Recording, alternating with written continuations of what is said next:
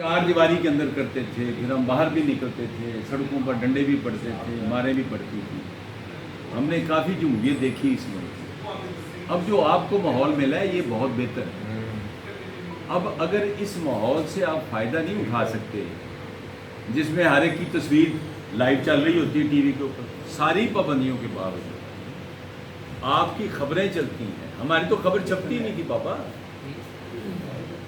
रात को 1 बजे तक मुझे याद है कि हमने जाके अखबार के दफ्तर में बैठे रहना और अखबार की कापी मुकम्मल हो जाती थी। हम समझते थे अब ये सुबह खबर छप जाएगी। हम नीचे उतरते थे, सुबह देखते थे वो जगह खाली होती थी।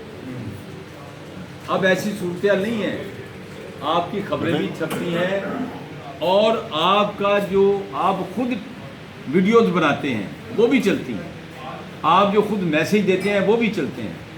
इतनी ज़्यादा आज़ादी जो है, इसको अगर आप यूटिलाइज़ नहीं कर सकते और आप मायूसी का इजहार करते हैं, मैं तो हैरान हूँ आप नौजवान होकर मायूस हैं यार। वो हम तो अपनी ज़िंदगी गुजार चुके बाबा, हम तो बोनस पे हैं बड़ी देर के।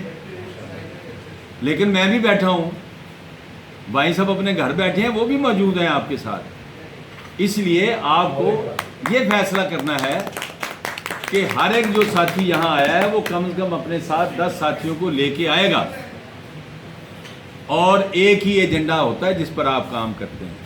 अगर आप उसको कंफ्यूज करेंगे आप कोई एक काम भी नहीं कर सकते। बिल्कुल सही बात है। फिलहाल 12 तारीख है, 12 तारीख को बैठ जाएं और उस पर जो वो झूठा जज है, वो वीडियो वाला जज है, वो फलान जज है, उस पर बैठकर गौर करें, उसकी तैयारी करें।